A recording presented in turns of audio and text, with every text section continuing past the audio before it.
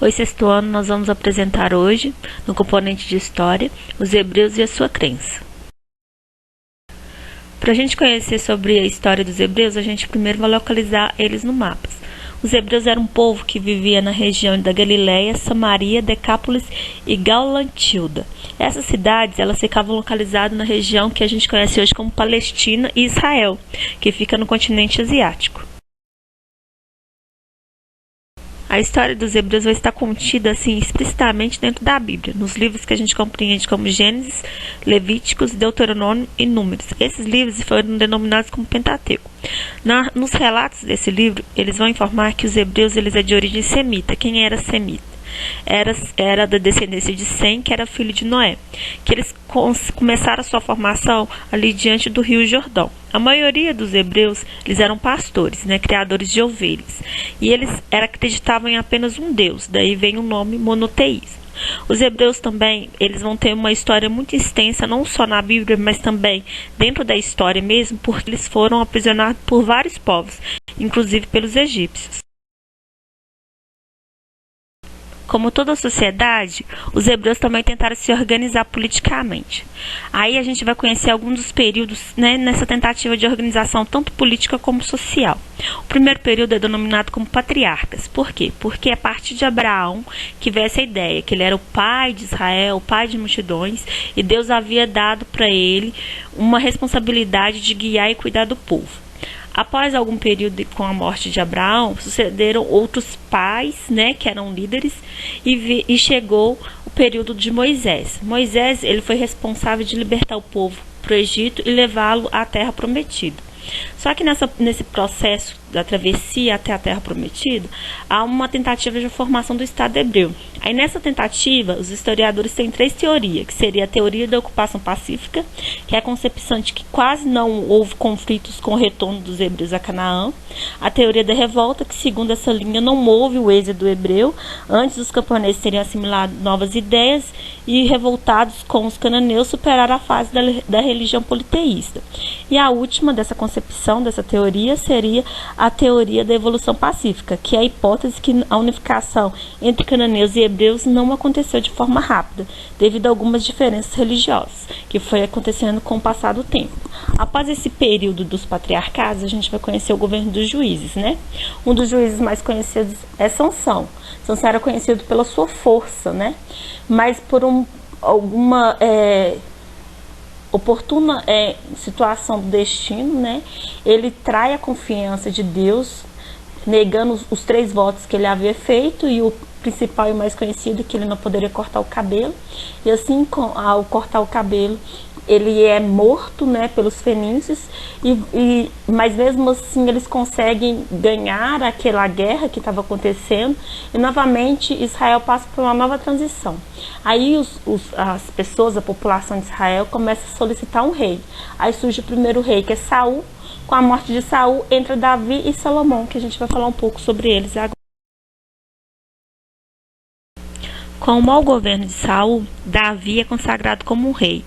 Um dos eventos que destaca Davi foi a luta que ele teve contra o gigante Golias, o filisteu, e ele derrota esse gigante, E nisso demarca que ele era um rei guerreiro. Vários impérios levantaram contra Davi, mas Davi vencia sempre todos os impérios, lógico, acreditando em Deus.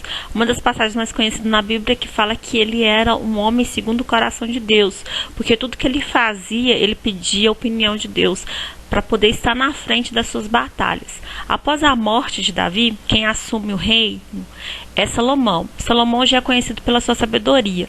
Um dos eventos que destaca a sabedoria de Salomão é quando 2 mulheres vão à presença do rei chorando com um filho vivo e o outro morto.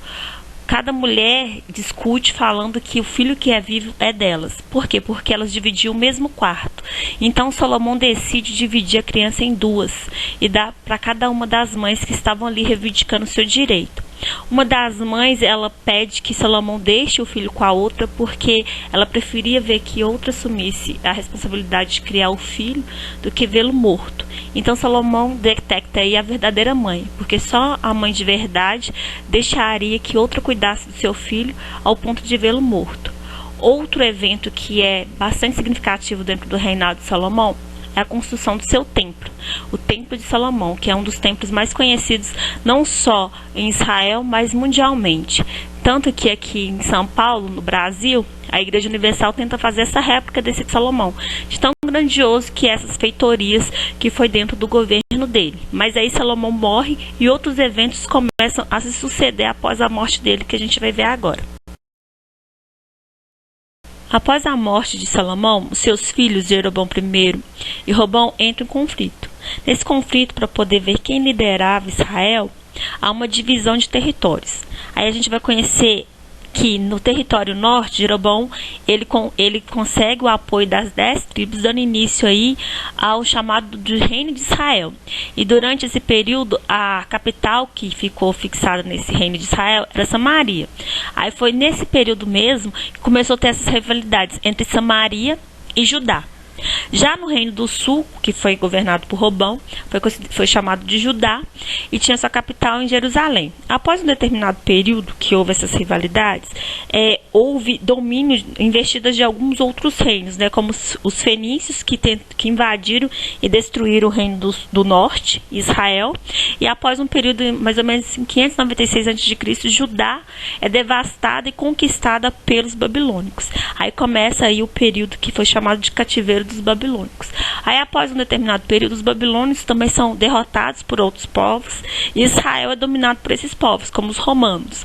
Aí quase já no finalzinho da história antiga, Alexandre I, ele invade Roma e vence Roma e acaba libertando o povo de Israel. E começa aí a tramitação que a gente chamou de diáspora, que é o retorno à Terra Prometida.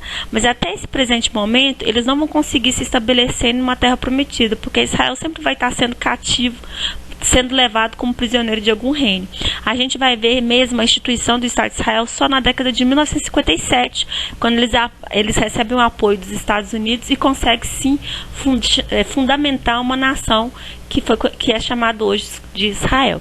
Eu espero que vocês tenham acompanhado a aula, estude capítulos sobre a crença monoteísta dos hebreus e faça as atividades que vai ser propostas para vocês. Até a próxima aula.